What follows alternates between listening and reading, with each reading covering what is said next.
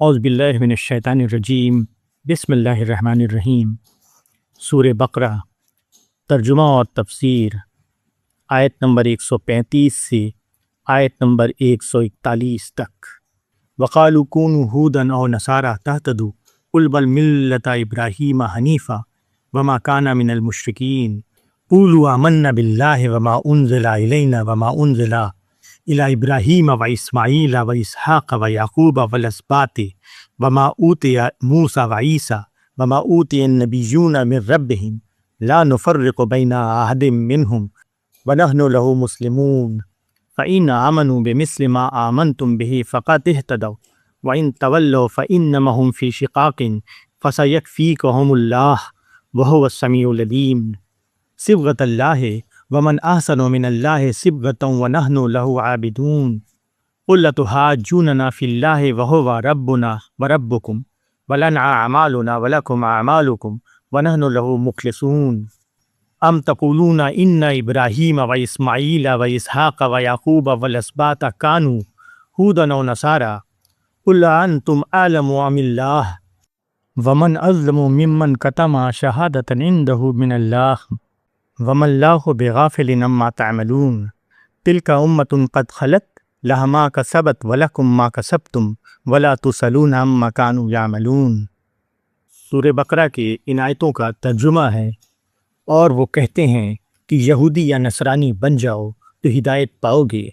کہو کہ نہیں، بلکہ ہم تو پیرو کرتے ہیں ابراہیم کے دین کی، جو اللہ کی طرف یکسو تھا اور وہ شرک کرنے والوں میں نہ تھا۔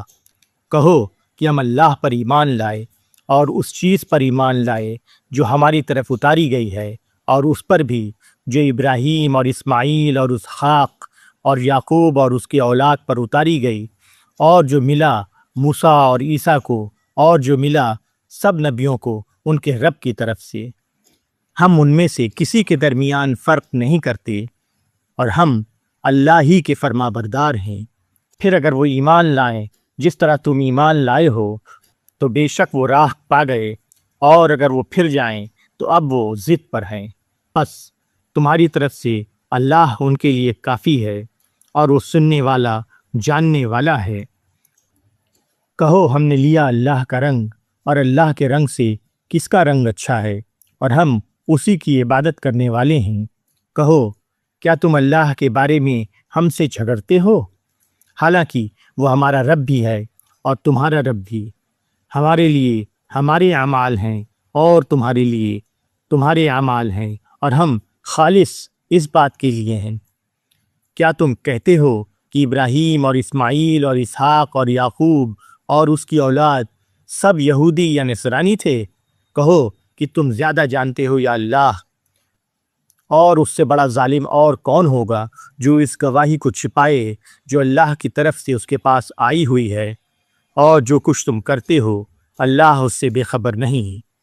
یہ ایک جماعت تھی جو گزر گئی، اس کو ملے گا جو اس نے کمایا، اور تم کو ملے گا جو تم نے کمایا، اور تم سے ان کے کیے ہوئے کی پوچھ نہ ہوگی۔ سورہ بقرہ کی ان آیتوں کا ترجمہ ہے، رسول اللہ صلی اللہ علیہ وسلم جس دین کی طرف بلاتے تھے وہ وہی ابراہیمی دین تھا جس سے یہود و نصارہ اپنے کو منسوب کیے ہوئے تھے۔ پھر وہ آپ کے مخالف کیوں ہو گئے؟ وجہ یہ تھی کہ پیغمبر عربی صلی اللہ علیہ وسلم کی دعوت کے مطابق دین یہ تھا کہ آدمی اپنی زندگی کو اللہ کے رنگ میں رنگ لے، وہ ہر طرف سے یکسو ہو کر اللہ والا بن جائے۔ اس کے برعکس یہود کے یہاں دین بس ایک قومی فخر کے نشان کے طور پر باقی رہ گیا تھا۔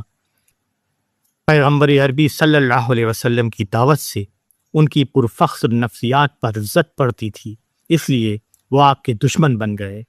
جو لوگ گروہی فضیلت کی نفسیات میں مبتلا ہوں وہ اپنے سے باہر کسی صداقت کو ماننے کے لیے تیار نہیں ہوتے۔ وہ اپنے گروہ کے پیغمبران خدا کو تو مانیں گے، مگر اسی خدا کا ایک پیغمبر ان کی گروہ سے باہر آئے تو وہ اس کا انکار کریں گے۔ دین کے نام پر وہ جس چیز سے واقف ہیں وہ صرف گروہ پرستی ہے، اس لیے وہی شخصیتیں ان کو شخصیتیں نظر آتی ہیں جو ان کی اپنی گروہ سے تعلق رکھتی ہوں۔ مگر جس شخص کے لیے دین خدا پرستی کا نام ہو، وہ خدا کی طرف سے آنے والی ہر آواز کو پہچان لے گا اور اس پر لبیک کہے گا۔ یہود کے علماء کے لیے یہ سمجھنا مشکل نہ تھا کہ پیغمبر عربی اللہ کے آخری رسول ہیں اور ان کی دعوت سچی خدا پرستی کی دعوت ہے، مگر اپنی بڑائی کو قائم رکھنے کی خاطر انہوں نے لوگوں کے سامنے ایک ایسی حقیقت کا اعلان نہیں کیا جس کا اعلان کرنا ان کے اوپر خدا کی طرف سے فرض کیا گیا تھا۔ پچھلے لوگوں کو ان کی کمائی کا بدلہ ملے گا اور اگلے لوگوں کو ان کی کمائی کا بدلہ۔ اس کا مطلب یہ ہے کہ خدا کے معاملے میں وراثت نہیں۔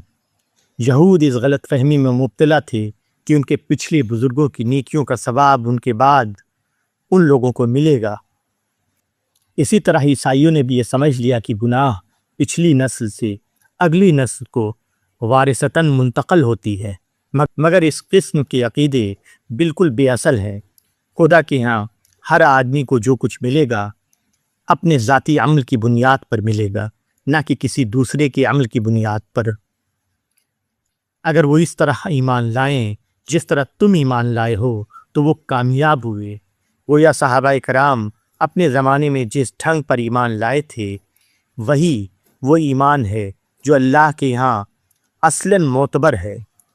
صحابہ کرام کے زمانے میں صورتحال یہ تھی کہ ایک طرف قدیم انبیاء تھے جن کی حیثیت تاریخی طور پر مسلم ہو چکی تھی، دوسری طرف محمد صلی اللہ علیہ وسلم تھے جو ابھی اپنی تاریخ کے آغاز میں تھے۔